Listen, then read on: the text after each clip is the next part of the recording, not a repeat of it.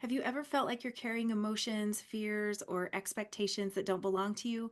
Maybe you feel the pressure to prove yourself, or you struggle to trust your decisions, or always put others first, almost like these patterns were passed down to you. That's because they probably were. So, today we're diving into how your human design open centers reveal where you've absorbed generational conditioning so you can finally start breaking free. Now, hang on to this. This is a two-part series, so we are in part one.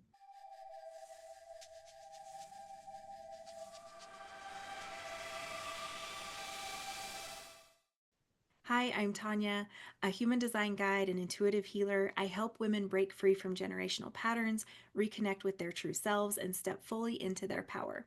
In this series, I'm showing you how your human design reveals the invisible conditioning that's holding you back. So let's dive in. Before we get started, if you've missed the first episode, go check it out. We talked about how generational trauma gets passed down and how you might be holding onto patterns that aren't even yours. I'll link it below so you can catch up. So, what are open centers and why do they absorb conditioning? In human design, your centers, the shapes on your chart, they represent different aspects of your energy. So, the defined centers are the ones that are colored in, and that's where you generate consistent energy. You can always trust the energy to be full in that area. Your undefined or open centers are the white centers, the white shapes in your chart. And that is where you absorb and even amplify the energy, the beliefs, the expectations of others, and especially from your family and society. This is where generational patterns sneak in the most because there's no consistent internal filter for these energies. So they just come right at us. So let's explore how generational conditioning shows up in these centers. We'll start with the head center. And the head center is a place of mental pressure and overthinking. Does that sound familiar?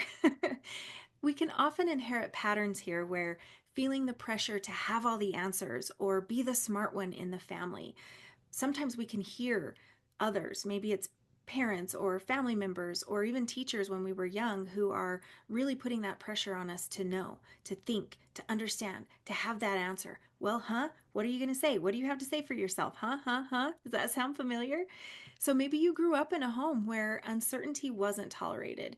And now you feel anxious when you don't have everything figured out. So you really sit and spin on that thought. Now, the Ajna Center, this is the fear of being wrong and seeking certainty, really wanting to make sure that you have all those answers. The inherited patterns here can be doubting your own ideas, needing validation before making decisions, really wanting to know if I do A, B will happen.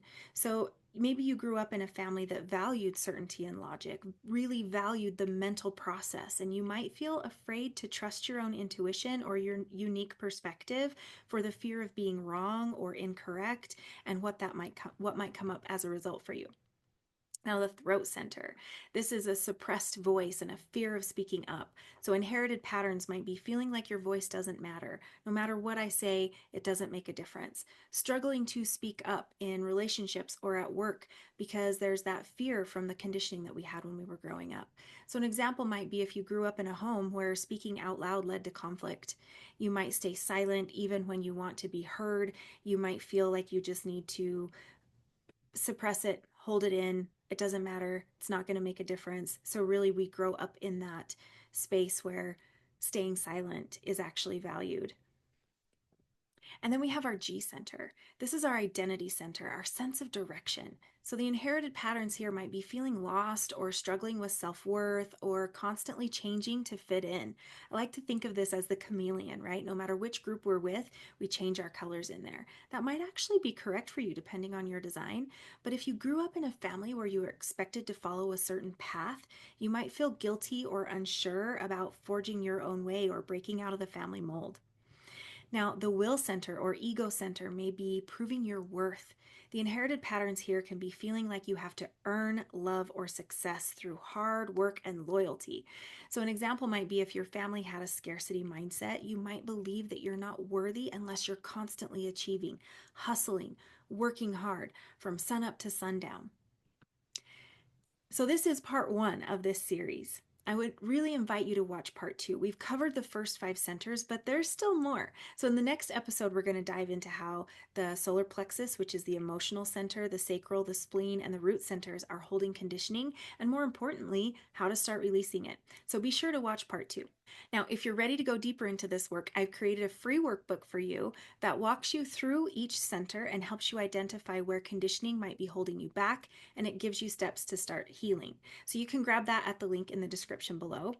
And if you would like a personalized breakdown of your chart where I walk you through exactly where these patterns are showing up for you and how to break free, you can book a clarity and alignment session with me, and I'll put the details below as well.